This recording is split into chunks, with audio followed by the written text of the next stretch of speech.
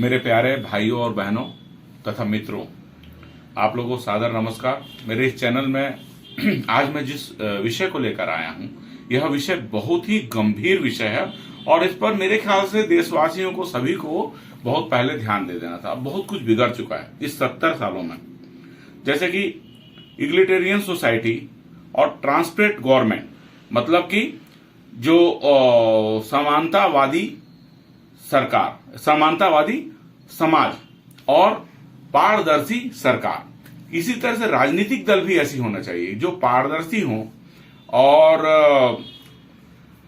समानतावादी हों। आज के डेट में मैं जो कहना चाह रहा हूं वो बहुत सीरियस है। कृपया सीरियस ही लेंगे, इसको गंभीरता से लेंगे इस बात को कि भारत की गरीबी इसलिए दूर नहीं हो पाई आज तक कि हमारी जो स्थिति है वह समानतावादी है ही नहीं है। जहां तहां पारदर्शिता की कमी है, सरकार में भी कमी है, ऊपर के केंद्र सरकार से लेकर राज्य सरकार और नगरीय निकायों तक की कमी है। अभी नगरीय निकाय चुनाव जो हो रहे हैं, जो इसके पहले कई राज्यों में हुए हैं और अभी छत्तीसगढ़ में विशेषकर हो रहा है, तो मैं एक छोटी सी घटना बता रहा हूं कि छत्तीसगढ़ में जो बड़े दो राजनीतिक दल हैं, भारतीय जनता पार्टी और कांग्रेस, ये दोनों राजनीतिक दलों ने जो टिकट का वितरण किया है, जो पार्षद पद के लिए जो लोग खड़े हुए हैं, तो टिकट के वितरण में इतना भयानक पक्षपात हुआ है, नेपोटिज्म, इतना ज्यादा पक्षपात कि हम कह नहीं सकते।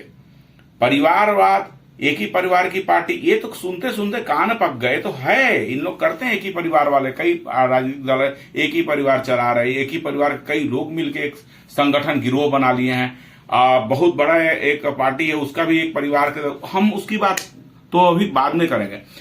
ऊपर से नीचे तक सत्ता के गलियारे में इतना ज्यादा नेपोटिज्म है, इतना ज्यादा, जो लोग पूरी जीवन अपना समाज में सच में बिता दिए, जो दयालु हैं, क्षमाशील हैं और जो पर्यावरण प्रेमी हैं, वो लोग निश्चित है कि राजनीतिक में दलों के साथ, किसी न किसी राजनीतिक दल के साथ हैं।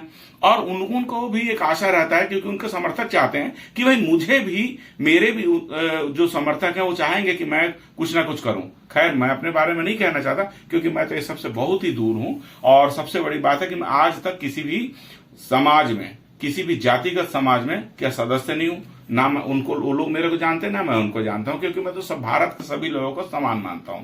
अभी दो घटनाओं पर मैं विचार करना चाहता हूं।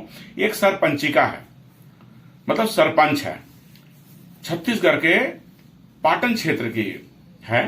मेरे पास उनका आवेदन आया है और बहुत दुखी मन से वो महिला आई थी और इतना दुखी थी कि वो कह रही थी कि मुझे कमजोर वर्ग से है, मुझे जीतने के बाद मेरे को वहां के उपसरपंच या जो भी पंचायत के सचिव आदि हैं, या ऊपर से नीचे तक कई मामले में मेरे से हस्ताक्षर करना चाहते हैं, गलत चीजों में साइन कराना चाहते हैं, और मैं साइन नहीं करती तो फंसा देंगे। कई जगह जबरदस्ती उन लोग बैठक ले रहे हैं। तो उनकी जो स्थिति है, उस सरपंचिका की ऐसी स्थिति है कि वह गरीब है, कमजोर वर्ग से है।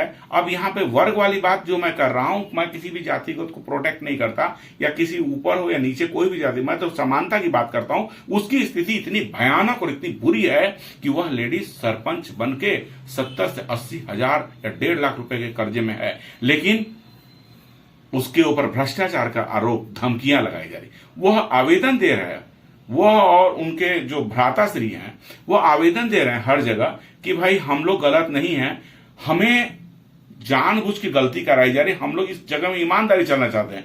लेकिन यहां पर पारदर्शी सरकार नहीं है, यहां पर कोई भी पार्टी पारदर्शी नहीं है। इस तरह से उनको स्ट्रगल करना पड़ता है, उनको संघर्ष करना पड़ रहा है, यहां से वहां दौड़ रहे हैं। एक दिन ऐसा आएगा, या तो हासिल आया 0 होगा, या तो मेरे इस यूट्यूब चैनल के माध्यम से कोई देखेगा तो इस मुद्दे को बहुत तरीके से उठाएगा, मुझसे बात करेगा तो मैं बताऊंगा, या तो जाकर के उसके मामले को ही समाधान कर दिया जाएगा। लेकिन उसका मामला समाधान होने का नाम कब? लकड़ियों का चोरी, पैरा का कुट्टी का चोरी, इस तरह से पैरा कुट्टी को बेच देना, लकड़ियों को काट के, बबूल के लकड़ियों को बेच देना। और यदि वो विरोध करते हैं तो उनको बोलना कि नहीं, तुमसे तो हम हस्ताक्षर करा लिए हैं, जबकि उनकी स्थिति इतनी बुरी है कि उनके पेट्रोल के पास पैसे नहीं है, उनके पास कैसे जी रहे हैं वो लोग जानते हैं। एक होगा। दूसरी बात, जो अभी नगरीय निकाय चुनाव हो रहे थे, नगरीय निकाय चुनाव में इतना गंदगी फैलाया गया कि मैं ऐसे कुछ महिलाओं को जानता हूं जो पूरा जीवन एक पार्टी को दिए। वह पार्टी जब टिकट की बारी आई तो वह पार्टी दिखा दी ठेंगा, कुछ भी बार बार दिखाई है ठेंगा। क्यों? पार्टी ठेंगा नहीं दिखाई, पार्टी के बड़े नेता ठेंगा नहीं दिखाए, कुछ ऐसे कुंडली मार के सर्प बैठे हुए हैं और इतने खतरनाक सर्प बैठे हुए हैं, गए तो नीचे से ऊपर हैं, लेकिन बेहद चालाकीपूर्ण तरीके से टिकट को, कई महिलाओं का टिकट को काटा गया, कई पुरुषों के टिकट को काटा गया जो हकदार हैं। सवाल इसका नहीं है कि चुनाव लड़ना ही जरूरी है, नहीं, मगर यहां पर यह प्रश्न उठता है कि जो समर्थक है वो तो बोलते हैं कि इतने दिनों से तुम थे, और सच में यदि वो आते तो देश और समाज के लिए कितना बढ़िया काम करते वो मैं जान सकता हूं, और वो उस महिला को या उस पुरुष लोग को जो जानते हैं वह जान सकते हैं। कई वार्ड में इस तरह से घटनाएं, कांग्रेस ने भी ऐसे काम किया, भारतीय जनता पार्टी में ऐसे काम हुआ। कोने में बैठ के तुम टिकट वितरण क्यों करते हो? तुम समाज के बीच में बैठो, तुम सभी के सर्वसम्मति, जो कार्यकर्ताओं का सर्वसम्मति, पहले ऐसा ही होता था, सर्वसम्मति दिए जाते थे, लोगों के विचार दिए, उसके बाद टिकट वितरण किया जाता था। अब तो ऐसा नहीं हो रहा। कैसे कहोगे कि पक्षपात नहीं हो रहा है? और जिस पार्टी में पक्षपात हो रहा है कैसे बढ़ेगा? और खुद राजनीतिक दलों को मैं बोलना चाहता हूं कि वो अपने चंदे का हिसाब किताब नहीं देते, चंदे के हिसाब किताब नहीं देते तो क्या क्या गलत काम करते हैं, कितने। एक पार्टी को हम नहीं कह सकते कि वो उस उद्योगपति से मिला है या उस उद्योगपति से मिला है। यहां तो सब पार्टियां अंदर ही अंदर उद्योगपतियों से मिले हैं। 1990 से लेकर अब तक की जो आर्थिक स्थिति है इतनी बुरी होगी। समानता का जो संविधान में लिखा गया है, बाबा साहब डॉक्टर अम्बेडकर साहब का नाम लेते हैं, मैं उनको प्रणाम करता हूं, मैं उनको नित्य प्रणाम करता हूं, मेरे प्रातः स्मरणीय है। क्या पता क्यों मैं उनसे प्रेम करता हूं, ये मैं नहीं जानता। अब मुझे तो किसी को वोट नहीं चाहिए कि मैं बात बताऊंगा, लेकिन सच्चाई है कि उनके आत्मा को दुखाया गया। समानता का कोई कहीं देख बोल वाला नहीं है। मैं उस लेडीज सरपंच की बात कर रहा हूं, कमजोर वर्ग से है, उसको उसकी जो गति की जा रही है, उसकी दुर्गति की जा रही है, मैं उसके मुद्दे को उठाना चाहता हूं। और भविष्य में, आज गया था मैं दुर्ग कलेक्ट्रेट गया था, मैं आरटीआई लगाया हूं, लेकिन उसको अभी मेरे को रिसीव उन लोग कल देंगे, और मैं उस महिला के लिए संघर्ष करूंगा और मैं उनके लिए भी संघर्ष करना चाहता हूं। कई लड़के, एक भारतीय जनता पार्टी के कार्यकर्ता है, वह बगावत करके चुनाव लड़ रहा है, कई जगह मिले, तुम लोग बगावत करके, मतलब क्यों कर रहे हो बगावत? तो बोले हम इसलिए कर रहे हैं कि हम इतने सालों से कर रहे हैं, वो अपराधियों को टिकट दिया गया, दलालों को टिकट दिया गया। एक कांग्रेस की महिला है, उनसे मैं पूछा आप क्यों लड़ रहे हो? ठीक है आप जिंदाबाद करो, अब कुछ दिन अगले साल देख लो। कैसे देखूं मैं? हर पिछले साल से मैं प्रयास कर रही हूं, मेरे समर्थक मुझसे नाराज होंगे। ऐसे ही भारतीय जनता पार्टी और महिला बोल रही, जहां जाओ वहीं ऐसी स्थितियां। मैं इसलिए इस वीडियो को बनाया हूं कि ये कार्यकर्ता, सारे कार्यकर्ताओं में जन जन में पहुंचे कि क्या सिर्फ दरी उठाने के लिए, बैनर लगाने के लिए, झंडा लगाने के लिए, जिंदाबाद मुर्दाबाद करने के लिए आपको रखा जाता है? तो सरकार हो या राजनीतिक दल हो, इनसे कार्यकर्ताओं को पूछना चाहिए। नहीं हम तो इस पार्टी के हैं, हम बंधे हुए। अरे मत करो बंधे, अपने बाप से लोग बंधे नहीं रहते हैं आजकल। आप पूछो देश की व्यवस्था, और जो जातिगत की बात करता है, जातिवाद की फालतू बातें करता है, उनको भी सबक सिखाओ। उनको बोलो कि जो गरीबी हटाने की बात करेगा, जो समानता की बात करेगा और सच्चाई की बात करेगा। यहां तो इस तरह से वैमनस्यता फैल गई, आपस में जातिवाद इतना भयानक फैल गया, इतनी वैमनस्यता फैल गई है कि अंदर ही अंदर दुश्मनी की भावना फैल गई है, और इस चीज को हटाने के लिए प्रयास करना चाहिए। मैं उन राजनीतिक दल के उन कुंडली मारे हुए मैं सर्पों से बोलना चाहता हूं कि कुंडली मारे हुए सर्प अभी भी वहां से कुंडली अपना हटा लें, कम से कम कार्यकर्ताओं को जीने दें। भयानक कार्यकर्ताओं की दुर्गति हो रही है।